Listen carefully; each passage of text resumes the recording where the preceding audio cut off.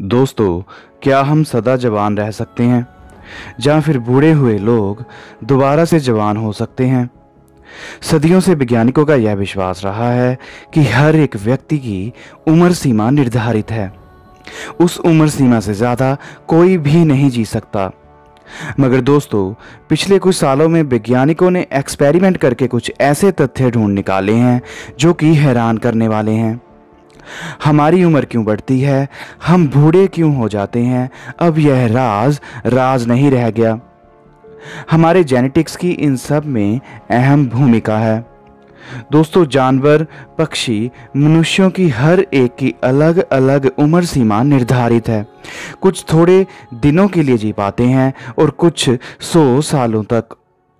उदाहरण के तौर पर हमारा डीएनए चिंपैंजी से 1.5% तक ही अलग है, बाकी बिल्कुल एक जैसा। मगर हमारी उम्र चिंपैंजी से 50% ज़्यादा है। दोस्तों, अगर हम इन जीन्स की स्टडी कर लें जो हमें चिंपैंजी से अलग बनाते हैं, तो हम ये जानने में भी सक्षम रहेंगे कि हमारी उम्र चिंपैंजी से 50% ज़्यादा क्यों है। दोस्तों, हमारे बूढ़े हो जाने के पीछे राज है हमारे जेनेटिक्स और सेलुलर लेवल्स में एरर्स का आ जाना।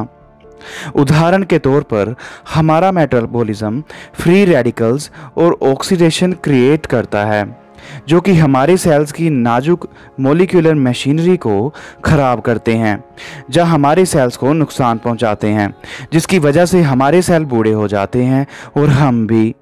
अगर दोस्तों, ये सब क्यों होता है? ये सब होता है सेकंड लॉ ऑफ थर्मोडायनेमिक्स के कारण।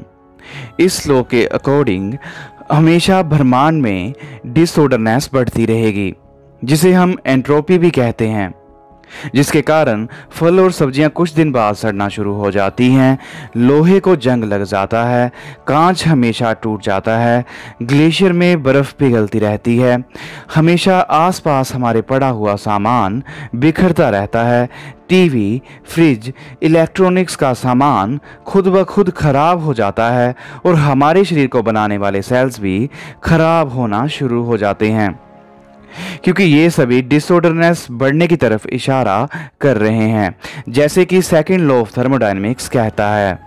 दोस्तों, ऐसा होने के चांस बहुत कम है कि सड़ी हुई फल सब्जियां दोबारा से ताज़ा हो जाए, जंग लगा हुआ लोहा खुद ब खुद ठीक हो जाए, टूटा हुआ कांच जुड़ जाए, खराब हुए टीवी, फ्रिज, हमारी बॉडी के सेल्स खुद ब खुद ठीक हो जाएं, क्योंकि ये सब ऑर्डरनेस की तरफ इशारा करते हैं, जो कि सेकंड लॉ ऑफ थर्मोडायनेमिक्स के उलट है।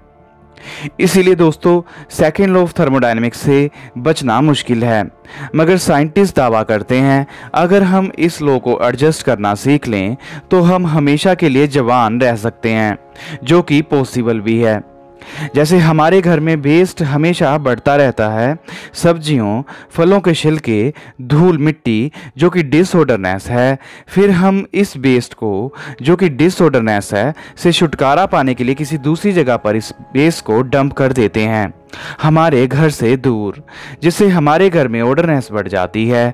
इसी तरह से अगर हम अपने सेल्स में, जिसमें कि एंट्रोपी बढ़ गई है, जिसकी वजह से हम बूढ़े हो जाएंगे, इस डिसऑर्डरनेस या एंट्रोपी को किसी दूसरी जगह पर शिफ्ट कर दें, तो हमारा शरीर हमेशा के लिए जवान रहेगा। दोस्तों, अर्थ पर कुछ पाई जाने वाली फैमिलीज की एवरेज उम्र दूसरी फैमिलीज के मुकाबले ज़्यादा पाई गई। देखा गया कि उनमें कुछ जीन्स ज़्यादा एक्टिवेट रहते हैं। इसी तरह से अगर हम भी अपने शरीर में उन जीन्स को ज़्यादा एक्टिवेट कर लें तो हम लोग भी ज़्यादा समय तक जिंदा रह सकते हैं, जो कि वैज्ञानिक दावा करते हैं। दोस्तों, एक हैरान करने वाला फैक्ट ये भी सामने आया है कि हमें जो कैलोरी खाने से मिलती है, अगर हम उसे अपने खाने में 30% या उससे ज़्यादा कम कर दें तो हमारा लाइफ स्पैन 30% तक बढ़ जाता है, जिसे कैलोरी रिस्ट्रिक्शन डाइट भी कहते हैं। कुछ जानवरों के साथ ऐसा करके देखा गया और पाया गया कि उनमें ट्यूमर, डायबिटीज़, हार्ट डिसीज़ और समय के साथ बढ़ने वाली बीमारियां कम पाई गई। ये कैलोरी रिस्ट्रिक्शन फॉर्मूला बार बार जानवरों पर अप्लाई करके देखा गया और ये हर बार कामयाब हुआ।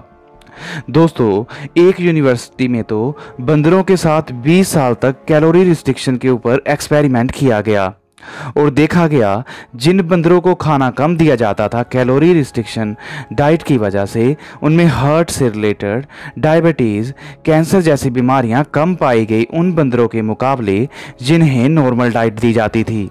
दोस्तों, जवान होने का संबंध मेटाबॉलिज्म रेट से भी है। अगर हम मैमल्स में देखें तो जो बड़े मैमल्स हैं उनकी मेटाबॉलिज्म रेट लोअर है और इसलिए वो ज़्यादा देर तक ज़िंदा रहते हैं, मगर जो माइस है वो अपने शरीर के भार के कंपैरिजन काफ़ी ज़्यादा खाना खाते हैं, जिससे कि वो 4 साल तक ही ज़िंदा रह पाते हैं क्योंकि उनकी मेटाबॉलिज्म रेट काफ़ी फास्ट है।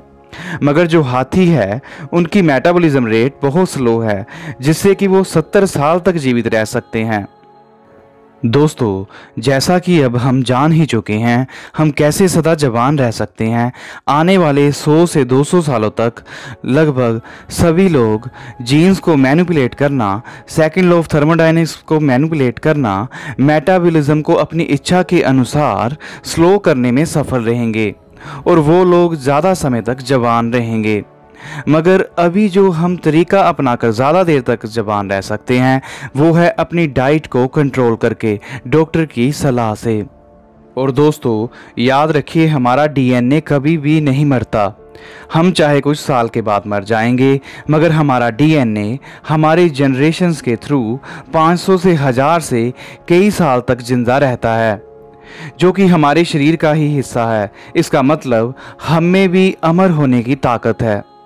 उम्मीद करता हूं दोस्तों आपको ये टॉपिक अच्छा लगा होगा। मिलते हैं अगले बार नए टॉपिक के साथ। जय हिंद।